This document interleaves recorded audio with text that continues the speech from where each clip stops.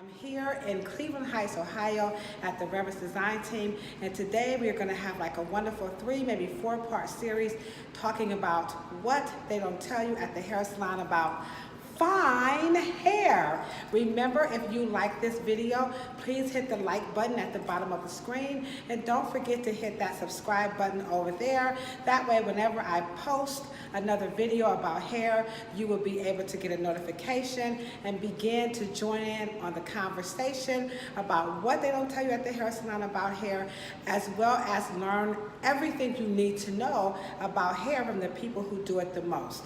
Hairstylists. So let's jump right into the topic, fine hair. So here I have my lovely guest here who has fine hair. Now in America, as I promote my book, I always like to say America needs to have a new discussion about hair. So here I have my guest who has very fine hair. And so when a lot of people think about fine hair, they typically think of people that are white, they typically think of people who are old, they typically think of people who are probably going through some type of a chemotherapy, something medicinal that may cause the hair to thin or become fine. But here we have a guest who naturally, her hair is fine. So the question is always, well, what is fine hair? In the beauty salon, we define fine hair as the shape or the diameter of the hair. So in her instance, the diameter of her hair is not very thick, it's not medium, it's actually fine. Also, we look at the actual fiber count. So if you was to part her hair, which we're going to do so you can see that, you can see her density also. We're going to have you tilt your head back. Her density, meaning how many fibers she has per cubic inch. She doesn't really have a lot of fibers. So sometimes people confuse fabric count with diameter. In this instance, she doesn't have a high fiber count, and she also, in diameter, her hair is not very thick, so her hair is fine. The best way to care for this textured hair is to actually use products that are formulated for her hair texture and her hair type. Now, another big mistake that people make, because she is a woman of African ancestry, they typically buy products according to race. So what they don't tell you at the hair salon is that is not the best way to care for hair. When you buy my book, What They Don't Tell You at the Hair Salon, you can buy it at lwrightbooks.com. It's also available on Amazon, Kindle, iBook, and all of your other ebook platforms. So what they don't tell you at the hair salon about buying products that's formulated according to race is that when chemists go to formulate hair care products, they don't see race. They see exactly what we're talking about here in this video. Is what is the size of the actual fiber of hair? What is her actual thread count, her fiber count? And then what is her goal? Most people who have fine hair, they want to see it fuller. So the question is, how do we make this fine hair look nice and full? Number one, the hair always has to be clean.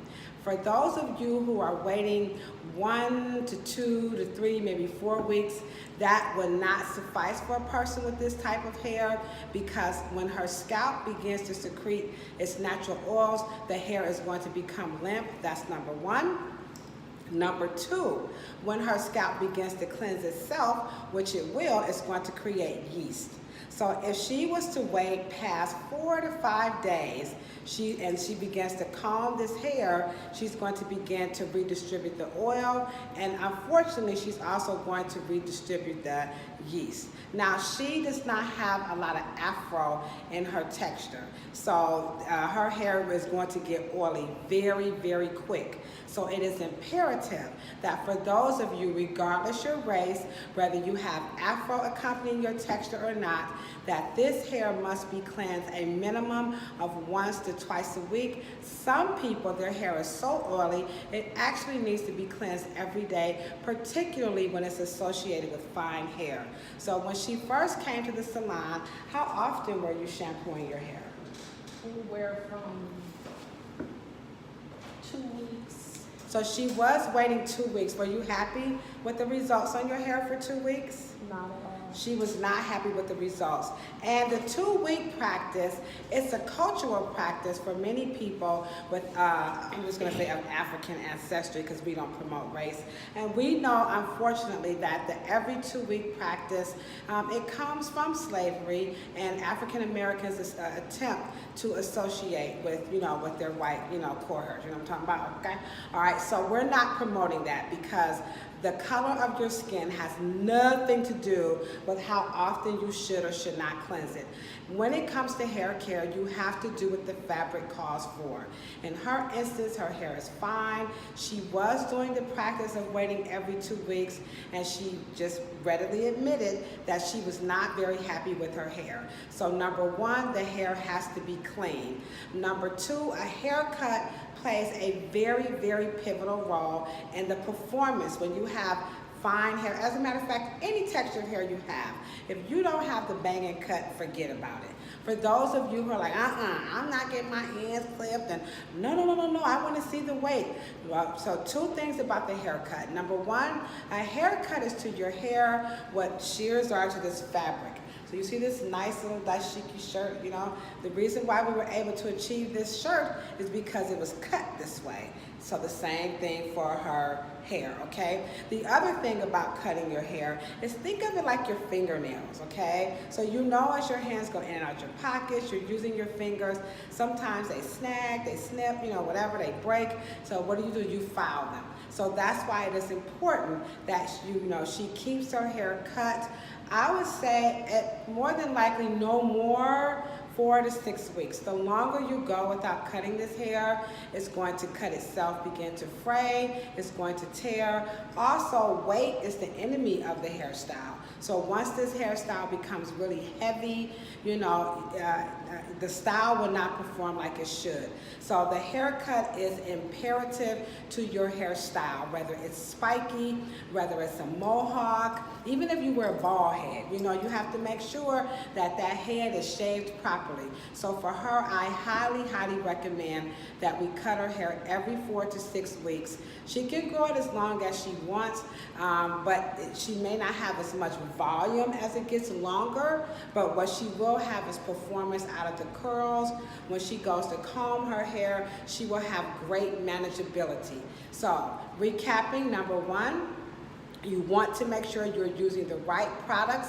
In her instance, for fine hair, you want to use products that are formulated for fine hair. Do not purchase your products according to your race. Number two, you want to make sure that the hair is always clean. Fine hair needs to be shampooed once to twice a week. If your hair is severely oily, you may have to shampoo it daily, because it's just going to go limp. And then number three, it is imperative that you keep a cut on the hair every 4 to 6 weeks to keep the hair from becoming weighted and to keep the hair from tearing, and it will also improve the performance of the hair. Now, did you have any questions about your fine hair or things that was going on in the past you always wonder, concerns about your scalp? Yes, before I came to you, my hair was thinning.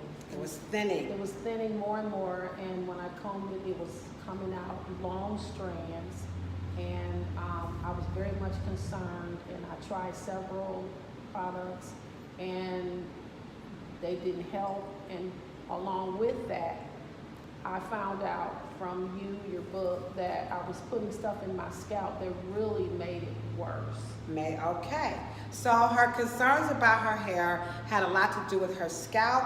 Her concerns with her hair also had to do with the products that she was using. When you buy my book, What They Don't Tell You at the Hair Salon, it boldly addresses that the 3 key things to a wonderful hairstyle and outstanding hair care are the right products, the right tools, and the right technique. When you come back and check out part 2 of this video, we are going to address her scalp concerns. We're going to address, what should she be using on it and what type of techniques. Thank you so much for tuning in to What They Don't Tell You at the Hair Salon. It's me, your homegirl, Ladosha Wright, and What They Don't Tell You at the Hair Salon, I will. Okay, don't forget to subscribe to the channel. Thank you. Bye.